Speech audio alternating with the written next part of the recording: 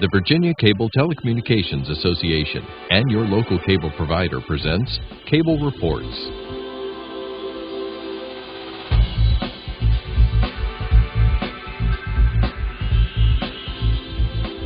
Join us now as Cable Reports brings you up to date on current issues facing the Commonwealth through discussions with your local legislators and other policymakers from across Virginia. Welcome from the General Assembly and the City of Richmond. I'm Woody Evans for Cable Reports and Cox Communications. As we begin the 2004 session of the Virginia General Assembly, we are pleased to have two guests from Virginia Beach. Senator Frank Wagner, welcome, sir. Well, thank you, Woody. It's always a pleasure to be here. Thank you. Delegate Barry Knight, good to see you again. Good to see you again, Woody. Great. Senator Wagner, I understand that there's still yet to be filled 2 seats in the Virginia Senate. How are things faring there? Well, as you know, we had a special election down in our area for the 6th senatorial seat, which is part of the city of Norfolk, Accomack County, Northampton County, and Matthews County. An extremely tight race. I think the last count was 9 votes. 9 votes. 9 votes. So clearly it's going to be a recount. You have a Senate right now that is 40 senators, of which there are 2 senators not sitting right now because of the special elections. So we have 20 Republicans and 18 Democrats. And so you have a race right now with 9 vote separation and obviously a recount coming. Once that recount is complete, then we'll know who one of the senators is. And we also have one special election occurring up in Loudoun County. I think that's on the 21st of this month. And the 21st of this month, next Tuesday. And again, the Lieutenant Governor being Ralph Northam, obviously from our area, and a Democrat, it'll shift the dynamics of the Senate. Should Democrats win both seats, then the Democrats would take control of the Senate. As it sits right now, the Republicans have a 2018 advantage. The Senate has always been a fairly collegial body, so I don't see a whole lot of shift in what will happen. Certainly the tenor will shift. There'll be a few bruised egos if something happens like that, but on either direction. But overall, I think you'll see a Senate that will produce a budget and get a budget out and do the things that we need to do and get this session going and wrapped up on time. So in the meantime, do you have the same committee assignments? I do. I have Finance Committee, and on the Finance Committee I chair the Transportation Subcommittee. I'm on Commerce and Labor. I'm on Transportation Committee. I chair Rehab and Social Services, and I'm on the Rules Committee. So it's a fairly lengthy committee list that keeps me busy pretty much from 7 in the morning till 7 at night. Well, welcome back. Thank you. Delegate, Virginia Beach happens to be the largest city in the Commonwealth. I don't think many people know that. Tell us a little bit more about Virginia Beach.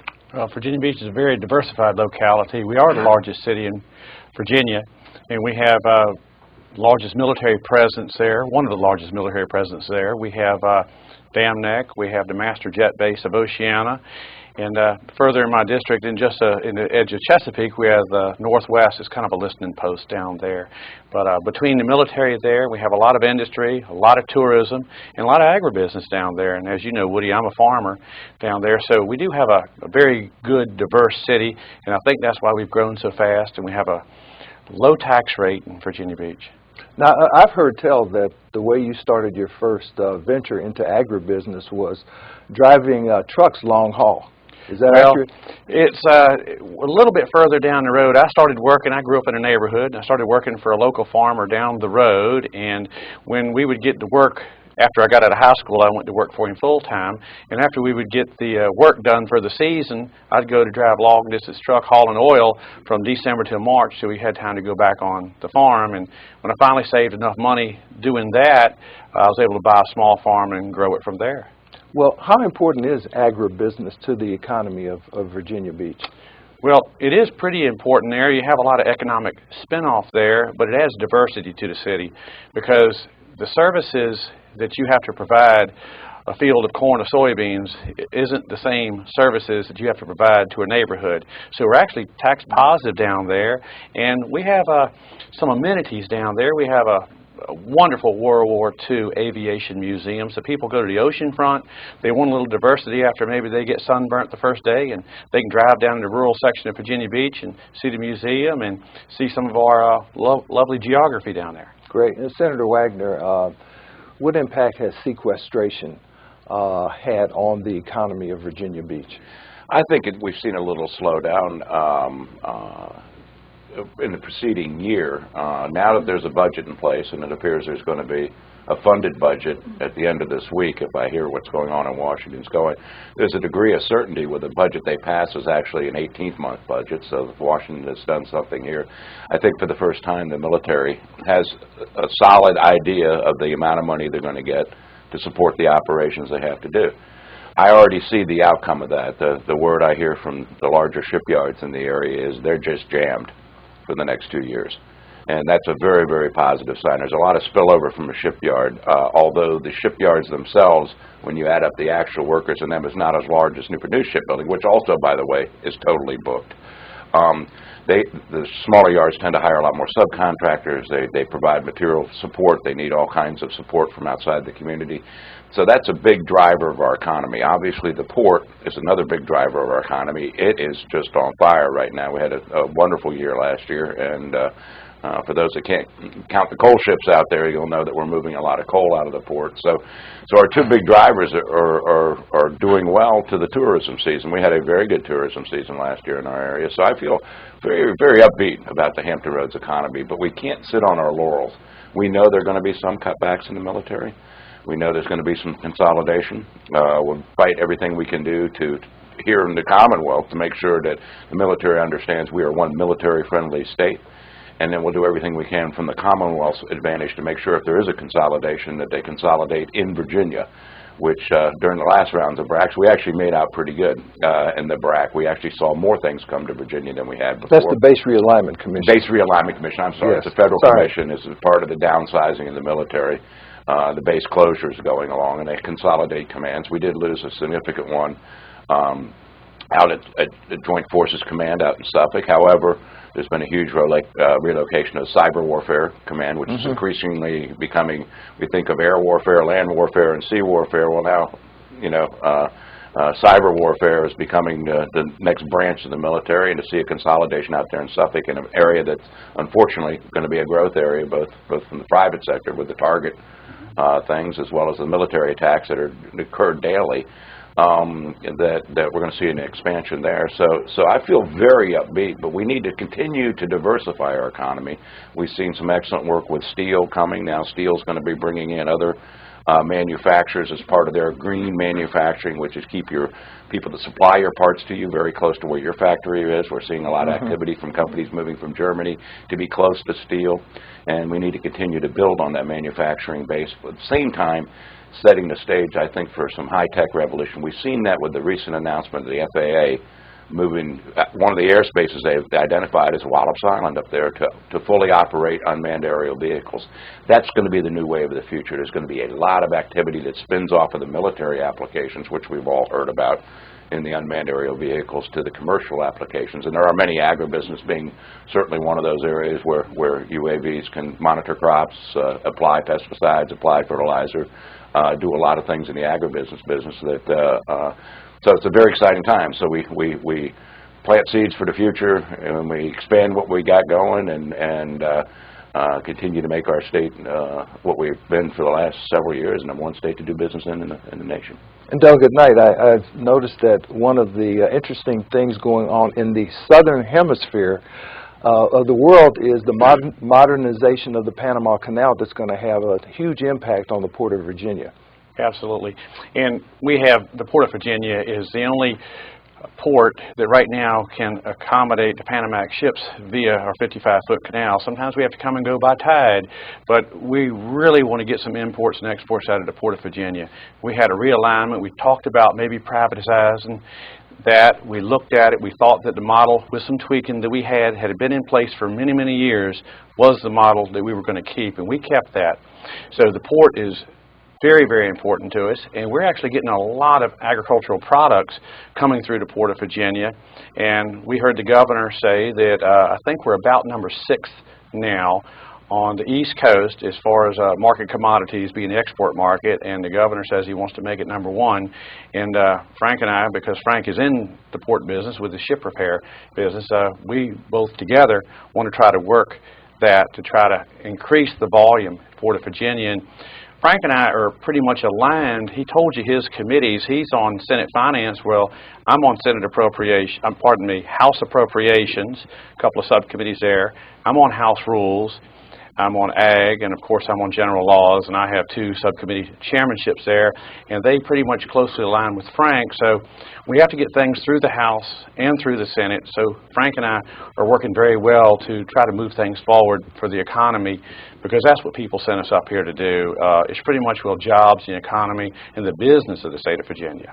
Now, you have a number of new members from the Virginia Beach area. I think there are 4 freshman members? Well, there's 3 freshmen from Virginia Beach and 1 freshman from Chesapeake, which I have a portion of Chesapeake also.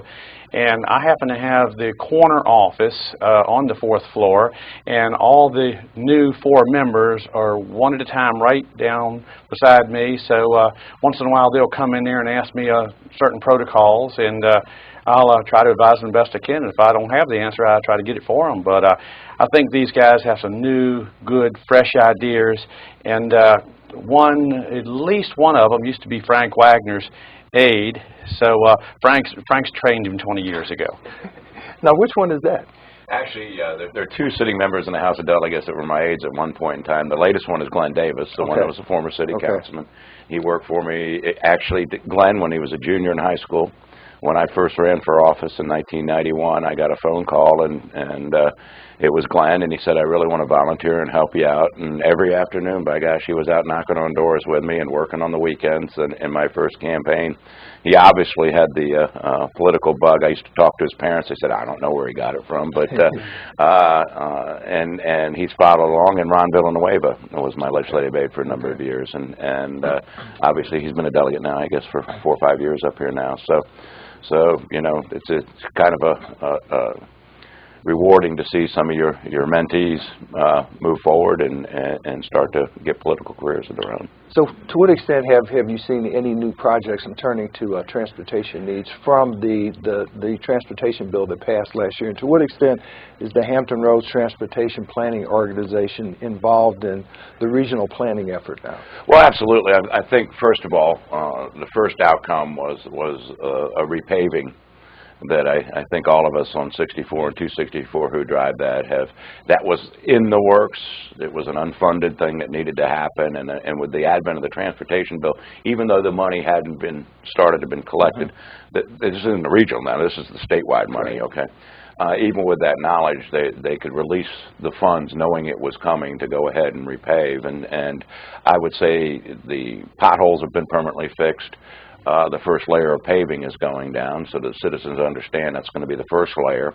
And sometime later on this summer, there'll be a second, much thicker layer of asphalt going down, which should provide us permanent smooth coatings here on 264 and 64 for a long time into the future. The regional money is being, if you will, within the law, said only for major construction transportation projects, not to be diluted, not to be used for other purposes. And that we're saving. What I think you'll see first, the project that falls into the affordable category, and I'll explain that, will be the widening of 64 from Jefferson Avenue as far down the road as we can take it. We're going to be using the state allocation to take it as far as Fort Eustis, and we'd like to see it go all the way to 199. That's an area that has become a choke point, not just for the folks on the peninsula, but for tourists that travel and get through the tunnel if they can get through the tunnel.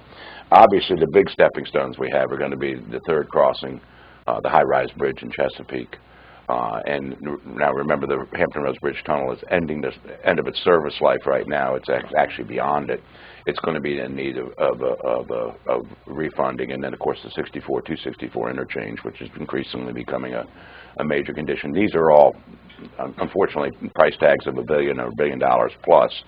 But they're projects that are desperately needed. We are choking ourselves off, and traffic has just become unmanageable, and particularly in the summertime. And with the understanding that tourism is a huge part of our economy, and moving cargo out of our port is a huge part of our economy, we know that these improvements have to be made if we want our tourists to come back, if we want to continue to grow our port. And then Admiral Harvey, who now works for Governor McCain, but previously had told us, and we talked about BRAC just a few minutes ago, said, I can't recommend another major Navy command come to the area until there's a solution for transportation, simply because it's impacting military operations. Those three drivers alone, those are the three hinge pins of our economy, and what we're hearing on all three hinge pins is, if we can't get this transportation going, you've kind of reached a peak. Right. Of where you're going to be, and that's just unacceptable. So we're going to start to put that money together. We're going to start to get creative and look at opportunities, and we're going to start to talk to the folks in the Hampton Roads and tell them, hey, this is what it's going to take to get us where we need to be. But we've got a good first start on that. A lot of projects that were on hold in the 6-year plan, or were in the 6-year plan, but would continue to be in the 6-year plan for 12 years and never, oh yeah, we'd love to do it, but it keep pushed out, pushed out. Those are all really happening right now. So a lot of activities going around the state, and certainly in Hampton Roads. And of the state allocation, I want to make sure the listeners understand, we're sitting on. We haven't expended a penny of that local money. Everything you see going on now is our state allocation. As we look forward in the next 2 or 3 years, we will have more than our fair share of the state allocation coming back for badly needed projects in our area. And the regional money will continue to pile as we save towards those big projects identified by the Hampton Roads DPO. Tell us a little bit more, Delegate Knight, about the importance of the high-rise bridge renovation. You and I have talked about that in the past. We have. With a high-rise bridge, getting us out of Chesapeake, which is one of the only ways to get us out, not only I view it as a hurricane evacuation route for southern Virginia Beach and southern Chesapeake, but for getting the folks out of the Outer Banks if we have a threat of that. And the problem with the bridge now is it's getting close to the end of its service life, and we found out that the pitch is a little too high on that, and we need to extend the approaches a little bit on that. A little engineering, a little bit of history has shown us that. So we need to redesign that bridge and maybe put 8 lanes on that thing to try to make it help. And we had a $5 million budget amendment last year that got approved for environmental impact study. Now we have put in a $10 million budget amendment this year to try to get us a little further down the road on some preliminary engineering. So we're trying to, facilitate the routes out of town, because that's one of the major choke points that we have. So obviously public safety is a big issue when it comes to transportation. Well, it absolutely is. Public safety really is, because we just don't know how everyone's going to get out of town if we have the threat of a hurricane. It's in a regular work day, we have certain choke points, and a high-rise bridge is one of them.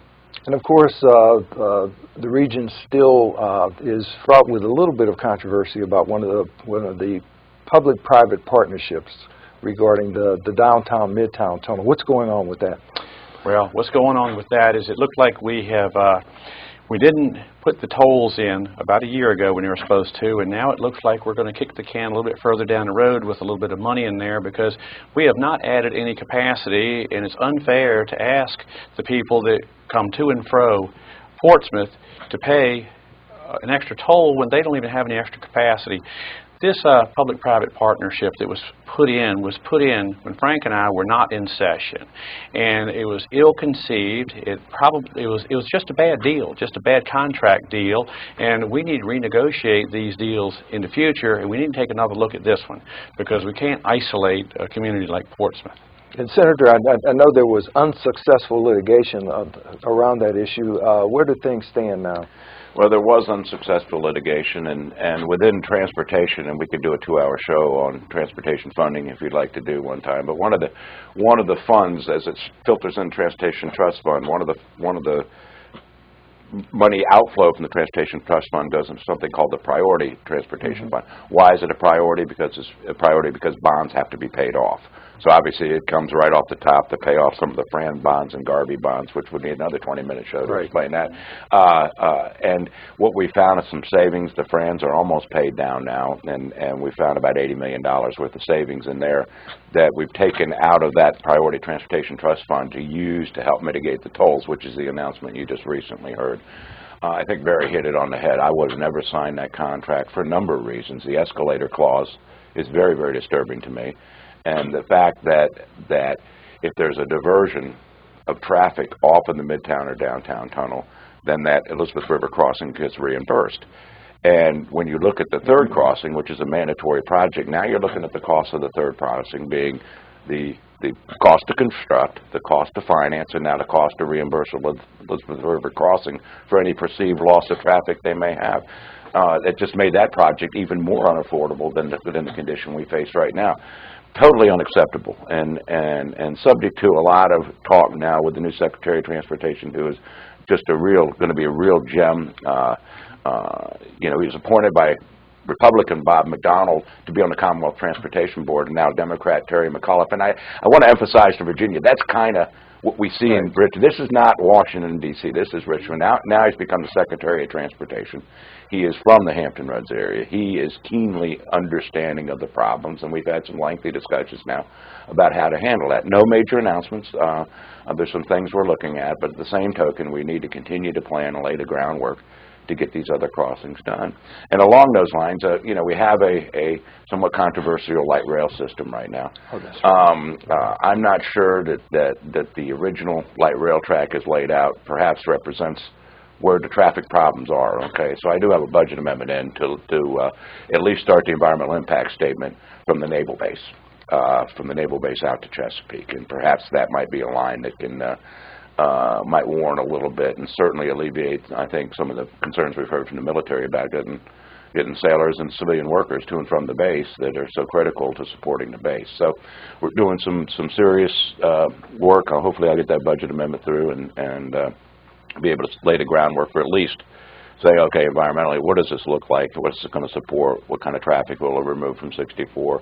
What do we anticipate the usage would be on it? Is this a more viable route to look at in the longer term? But I think we need to take a look, and this is probably something I see it's a fault in government.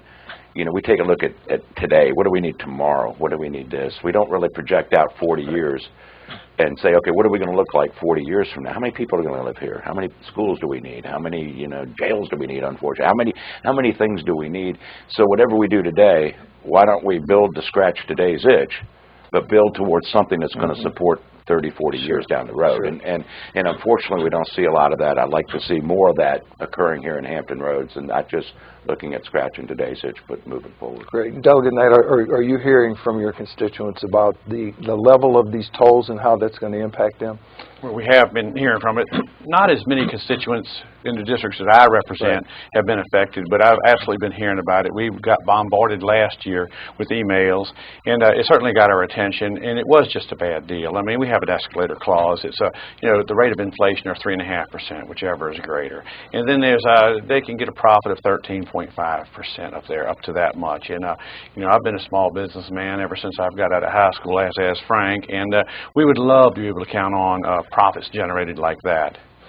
Well, let's talk a little bit about education, because I know that the public schools in the areas that you both represent are very good and are faring well, but there's a move afoot to change the standards of learning. Can you talk to us a little bit about that? Well, there is. I believe it's 34. There's a bill, and I know that Tad Greason has it. I think they have so many tests that they want to involve, and they want to get it down from 34 to 26 and try to bring it on down just a little bit on these SOL tests. And from what I've been hearing, I'm not on an education committee, although on appropriations I am on elementary and secondary education, so it's something we will be looking at. And instead of just getting the kids in there just to try to get them to pass the test, we need to maybe get away from the test. I think most everyone that I've talked to said there needs to be a little bit of a grade on the kids and maybe even the teachers in there, but we need to just take where these kids are and let them learn the broad overview and not just single focus on things. And it also frees up the teachers who have to administer these tests as well, Senator. Absolutely. I mean, you hear everything from we need to open school before Labor Day because the test is a fixed day in May, and the more teaching days we have up front, this is a ration out of it. You know, that in some cases, many cases, the tail wagging the dog. And you know, one of the areas that I think, and I pursued for 10 or 12 years, this is not the year I'm going to tackle that one. This is the year I'll try to lay some more groundwork and work with the new governor on. But making career technical education an SOL and allowing it to replace with perhaps a history or some of the other SOLs. In fact, a properly structured career technical education SOL will contain the math that a student may need to pursue a career in that area and necessarily cover those SOLs. We had an example here in Green Run High School where a number of students went over to the steel factory, and steel said, if you learn these robotics while in high school, we will hire you out at $60,000 a year right out of high school. Should we not make those kinds of things available in our high schools, in our community colleges, and set up a career technical education path when we know that that's a valid career to pursue? We had an interesting briefing in the Senate Finance Retreat that we have every year to go over the budget and those kinds of things. One of the speakers was a PhD who had studied this area for a long time, and said that if you, and this is no knock on people that might major in philosophy, but if you major in philosophy today, you can anticipate having a $19,000 a year job and perhaps about $50,000 in student loans on average to cover. If you major in a career technical education skill, perhaps not even to an associate's degree level, you can anticipate anywhere from $50,000 to $70,000 in very little student loans. We know that. We hear from business over and over again. We have got to have new people in here. We had a major expansion being planned down in the Petersburg area that didn't happen from a German company because there was no skilled machinist to do it. When I hear from Newport News Shipbuilding that they're going to need 3,000 to 4,000 people new a year to replace those that have left and those that are retiring. 3,000 to 4,000. 3,000 to 4,000 a year. I mean, understanding they're only producing 300 or 400 out of their apprentice school. I mean, these are huge needs, and believe me, I have a smaller private yard with 100 employees. Sure. The larger yards into the thousands. We have the same problem. We have a very old workforce and not enough young folks coming into it. And these are high-paying jobs with full. I pay 100% of health care costs in my shipyard. I mean, these are the jobs that we talk about wanting to create, but what we haven't done is balance an education system underneath it to support the jobs. And then we told a lot of students, hey, you got to go to college. You don't have to go to college. You know, and end up with $40,000, $50,000 in student loans and do those kinds of things. So I really think it's an area we need to revisit. And then unfortunately, the community colleges will be willing to set up programs to support industries in the area, but those courses that you would take are not subsidized because it's not accredited by this outside of Virginia accreditation agency that says it's got to be structured in this manner or you won't do it. Those are the courses we tend to subsidize. Now, last year, we reappropriated $1.5 million into community colleges and said, now we're going to take $1.5 million out of this. You put it in these programs and help subsidize these courses, because who ultimately paid the taxes? That student and that company is the ones that paid the taxes to give us the power to do that, and here we are steering that money away from the exact same thing that will continue to support that. It makes no sense at all. So this year, I think it's $6, $7 million we're going back in and asking for this year. The other night, we've got about 30 seconds left. Two quick comments on ethics reform and Medicaid expansion. Well, ethics reform, something's going to happen. We'll try to get a consensus out there and see what we can do on that, but something will happen this year. Medicaid reform, that is a big one. You know, we've had some numbers thrown at us that we're not real sure that they're right, like 400,000 people. We've heard some numbers that maybe it's closer to 150,000 when we start out. But great. We'll have to end it there. Thank you both for being here. Delegate Knight, Senator Wagner. Good to see you.